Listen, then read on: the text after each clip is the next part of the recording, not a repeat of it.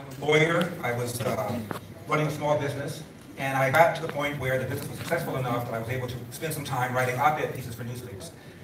I didn't have a deal with the newspaper. I would just write one and send it. I get back a little card saying, thank you, but we're not interested.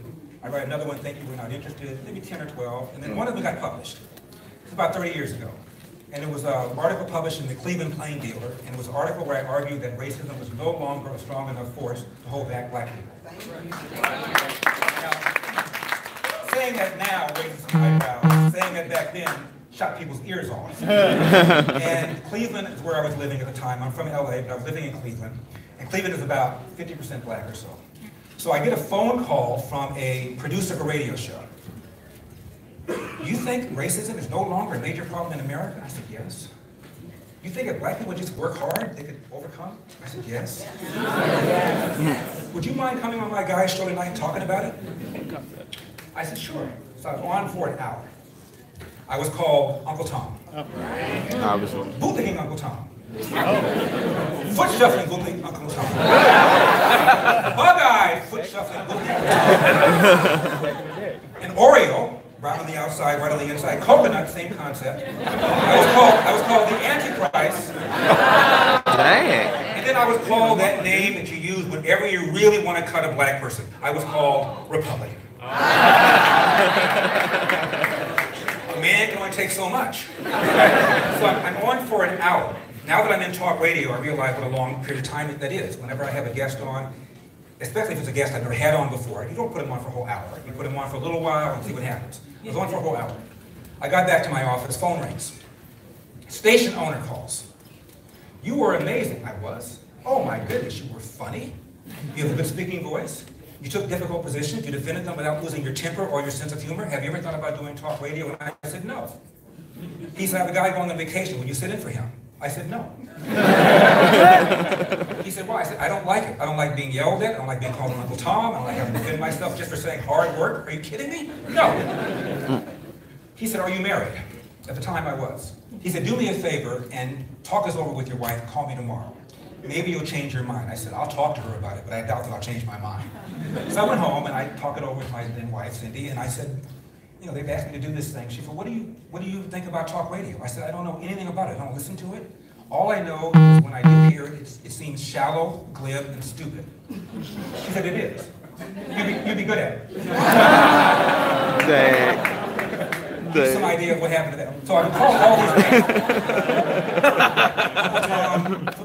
all these things. What I wasn't called was wrong. Ain't that boring? Am I wrong about what the welfare state has done to black people? You were young, and I said, ain't that boring? In my 30 years on radio, I tried to get Jesse Jackson on. He won't come on. I've asked him 50 times. I tried to get Sharpton on, asked him a bunch of times. Oh, you know he ain't gonna come. Farrakhan won't come on. But one so-called black leader did come on. Kwesi Mfume.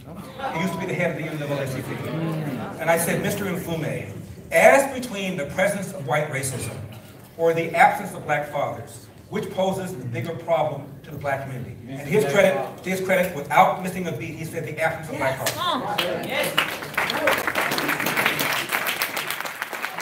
Are you aware that between 1890 and 1940, the average black kid was slightly more likely to be raised in a nuclear intact family than a white kid? What's changed? The welfare state. Exactly. What we've done is encouraged women to marry the government. We've allowed men to abandon their financial and moral responsibilities. Amen.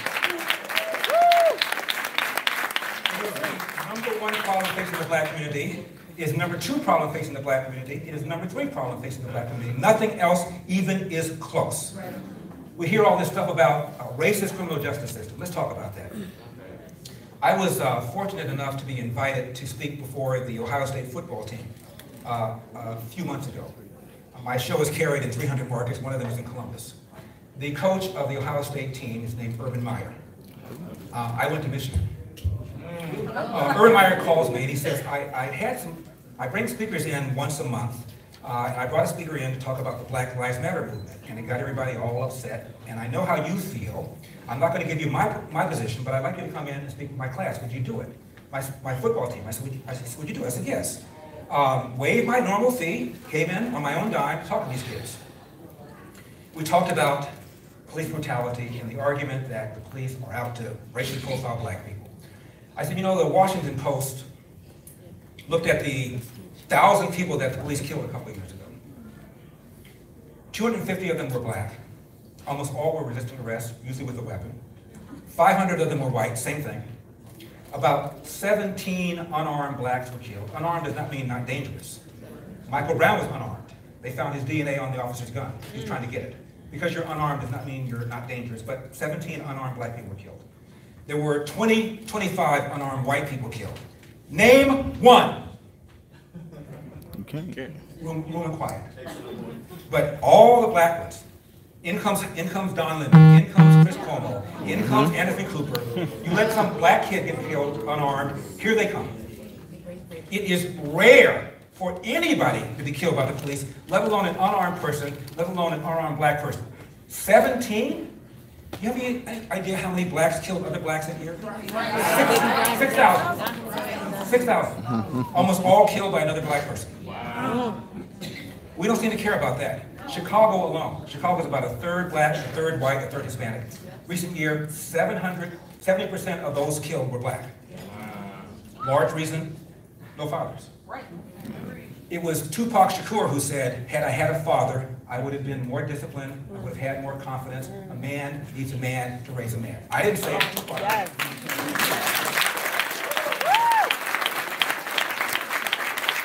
President Obama said a kid raised without a father is 5 times more likely to be poor, 9 times more likely to drop out of school, 20 times more likely to end up in jail. I didn't say it, Obama said it. Send your letters to him. It is a neutron bomb that's been dropped on the black community. And now you don't argue that the man's holding you back. If you don't argue that you're being oppressed because of racism, if you don't argue that systemic, structural racism is holding you back, you're an Uncle Tom. You're a South. Why? Because 95% of black people vote for the Democratic Party. That's why you have white Democrats always playing the race card. Joe Biden gave a speech in 2012. He was talking about Mitt Romney running against Obama. And Mitt Romney, to a black audience, Mitt Romney wants to loosen the regulations we've imposed on Wall Street, wants to unchain Wall Street, wants to put y'all back in chains. How condescending is that? Because Mitt Romney wants to lighten regulations on Wall Street, he wants to put black people back in chains? Are you kidding? Are you smoking something? Hillary Clinton goes to a black church. This is when she was the Republicans had just taken over the House. And she said, the House is being run like a plantation, and you know what I'm talking about. You know, the black accent.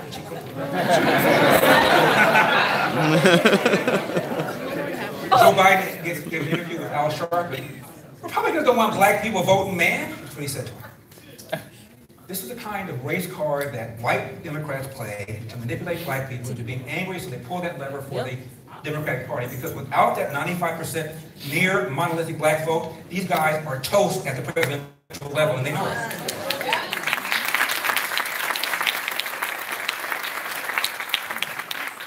One of my dear friends is the great Thomas Sowell.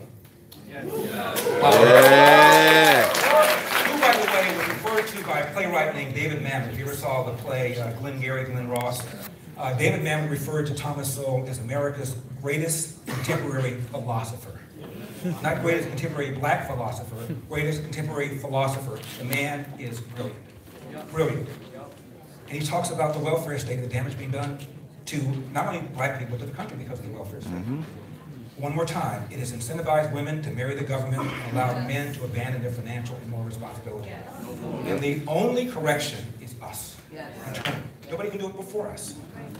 The formula to the middle class is real simple. Graduate from high school. Don't have a kid before you're 20, and get married before you have that kid. You follow that?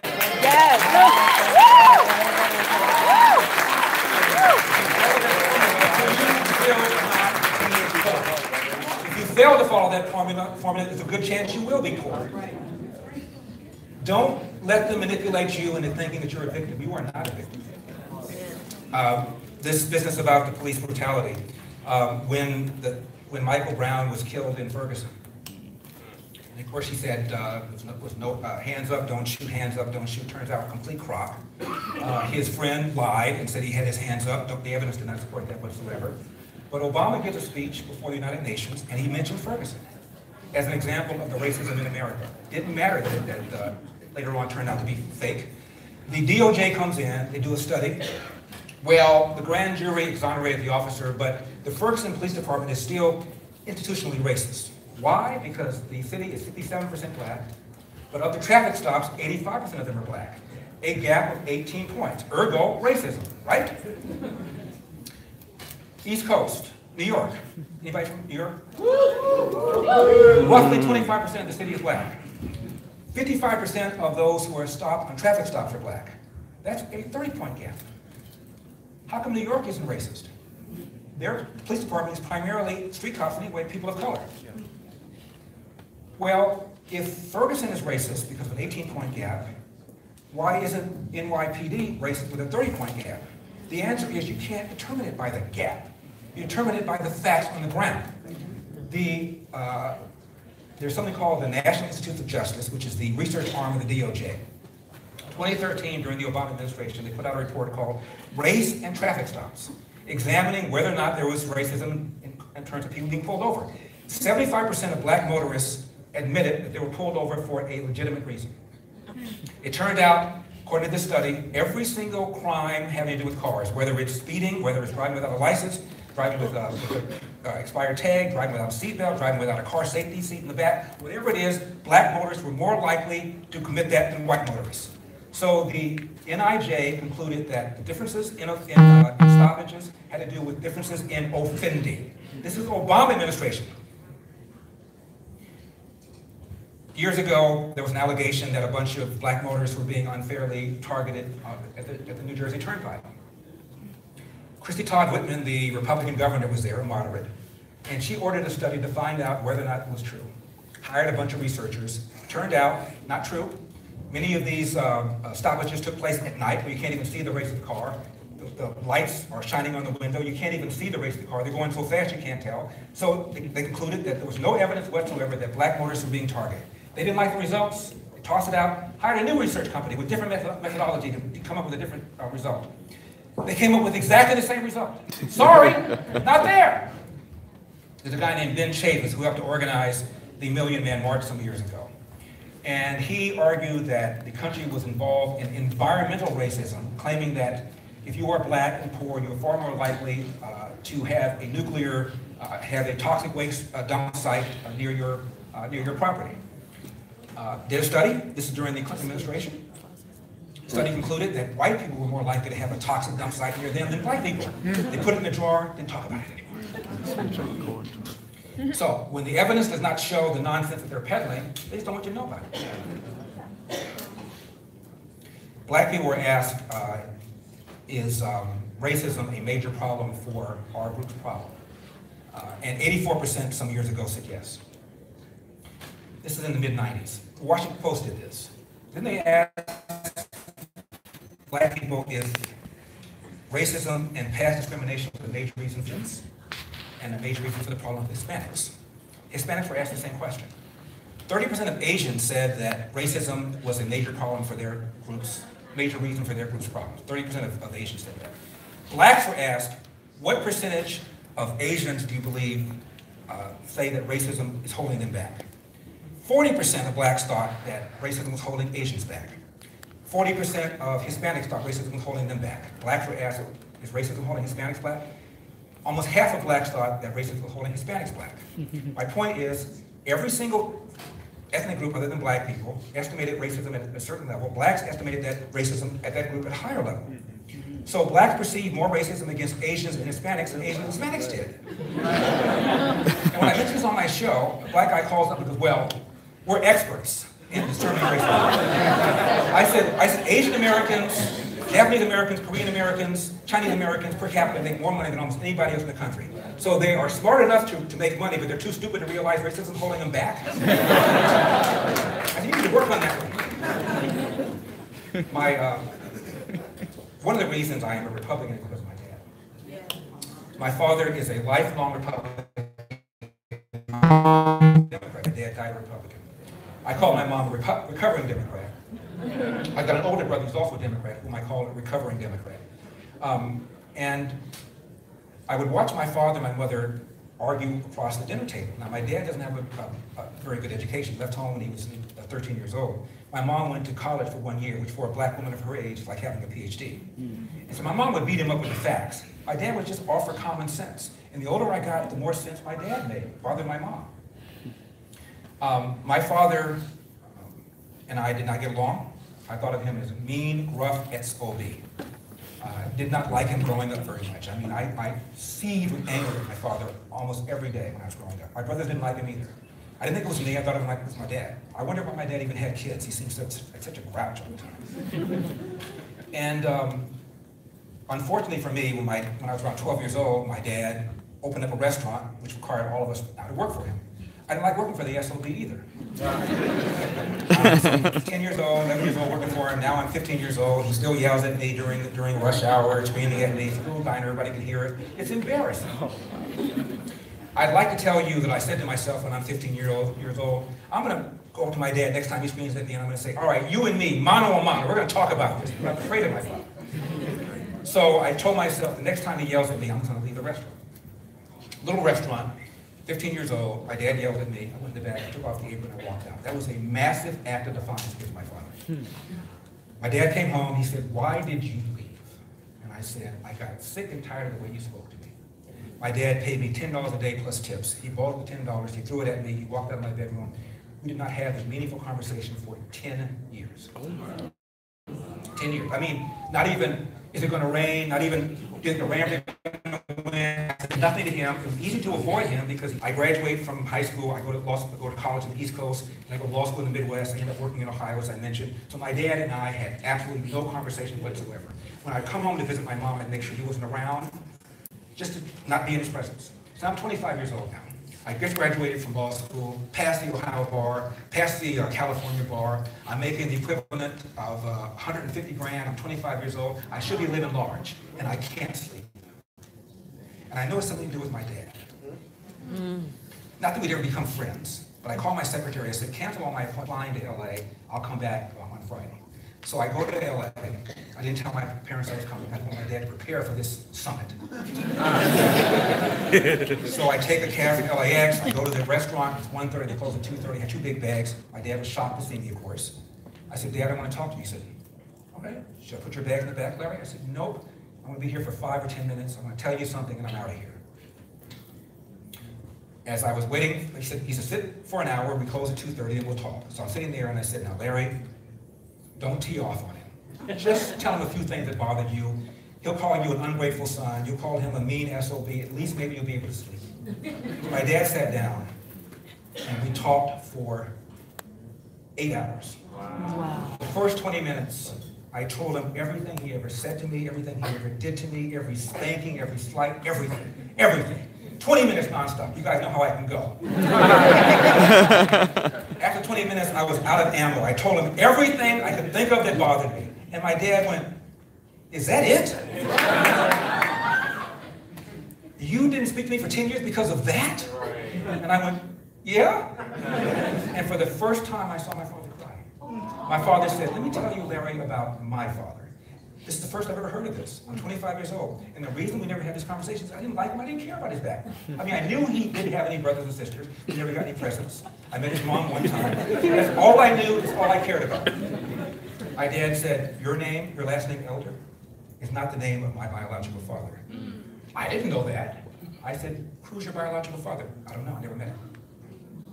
He told me that his illiterate mom had a series of boyfriends, each one more irresponsible than the one before. He was 13 years old. He came home, started quarreling with his mom's then boyfriend. The mom sided with the boyfriend, threw my father out of the house, never to return. We're talking about a 13-year-old black boy, Athens, Georgia, at the beginning of the Great Depression in Jim Crow South. I defy anybody in this room to find somebody who had a hand dealt like that.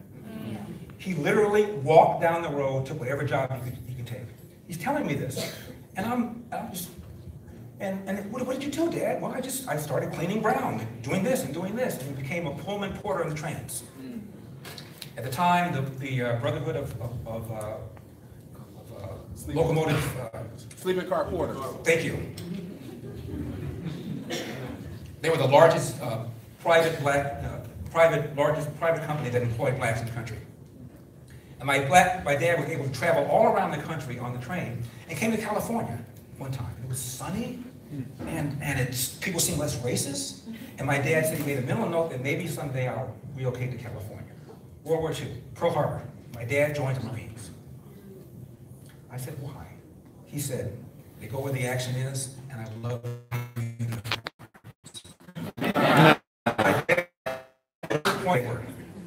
Montford Point Marines are the equivalent of Tuskegee Airmen, except for the Marines. They were the first black Marines in the country. 20,000, 1942 to 1947, in what's now Camp Lejeune in North Carolina. They got a congressional gold medal a few years ago.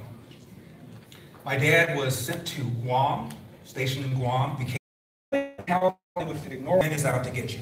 I said this on the guy that played the Canadian character, named Leslie Martin, calls my show. The actor, he was pissed. He said, I'm the guy that played Leslie Martin in the movie. You're telling me the whole thing is a lie? I said, I certainly am. I said, there is a website called graphicwitness.com/Carter. Graphicwitness.com/Carter. It's still up there. I said, I defy you to read everything there. It'll take you half a day. You call me back tomorrow night. You tell me I'm a liar. To his credit, he called back tomorrow night. The next night he said, I'm embarrassed. Wow.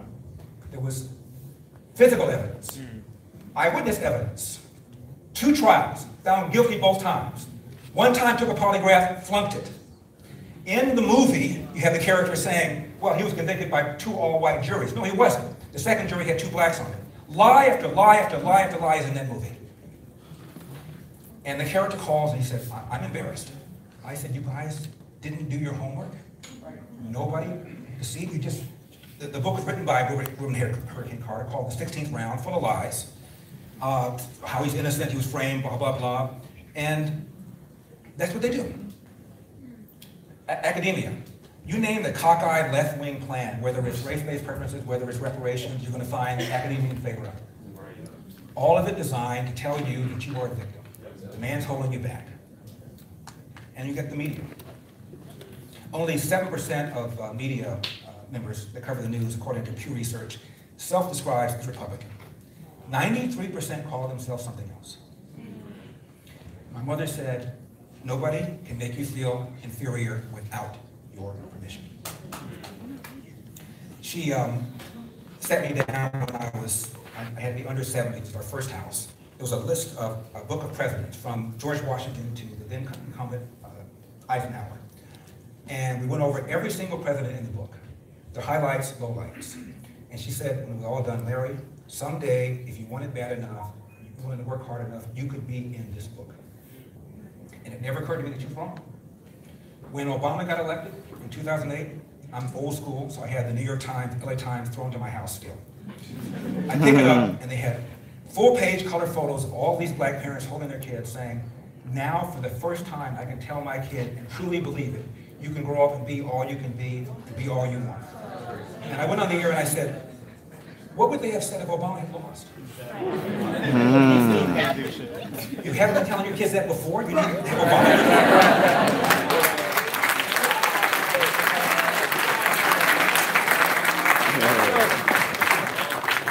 When I was in college, we read a poem by County Cullen.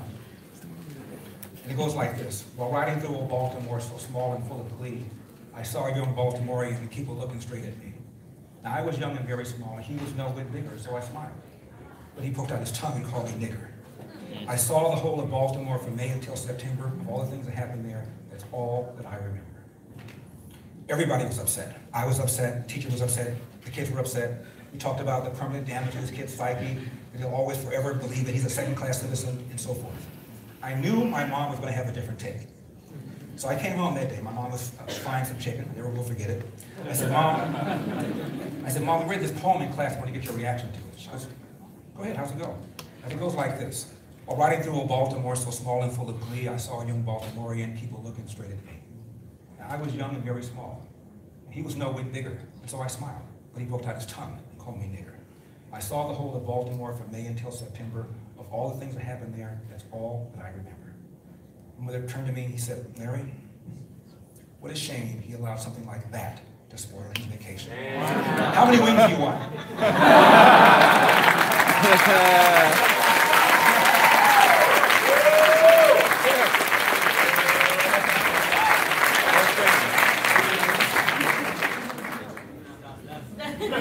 I don't want to go too long. How long have I been going?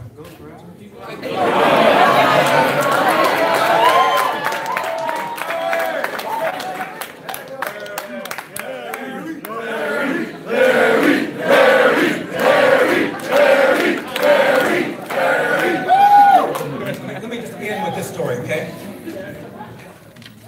From time to time, I'm just overwhelmed by my luck.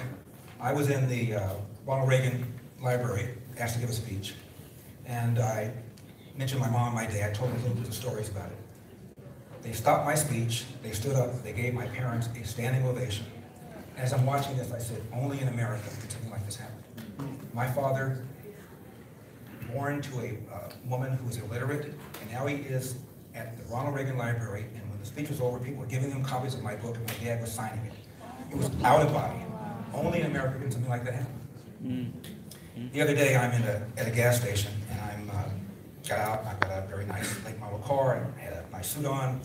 I just came back from the speech, and I pull out my credit card with a substantial credit limit on it, getting some premium gas. The car pulls up next to me. Gotta envision this. 1968 Dodge Polara with a busted muffler. Pulls up next to me.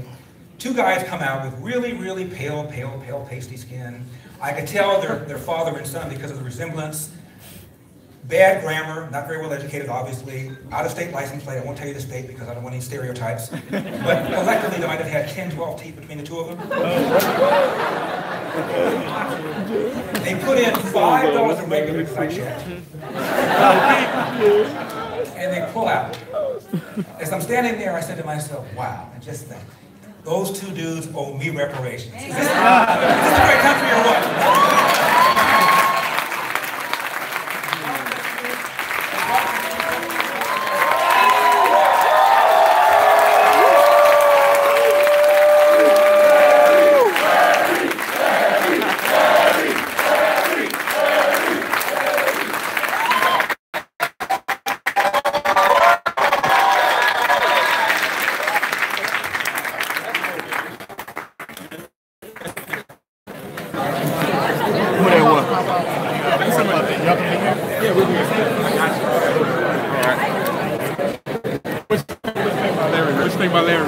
I mean, that's the OG. What you got to say about Larry Elder? If you don't know who this man is, if you have never read his books, if you don't do it. Do it.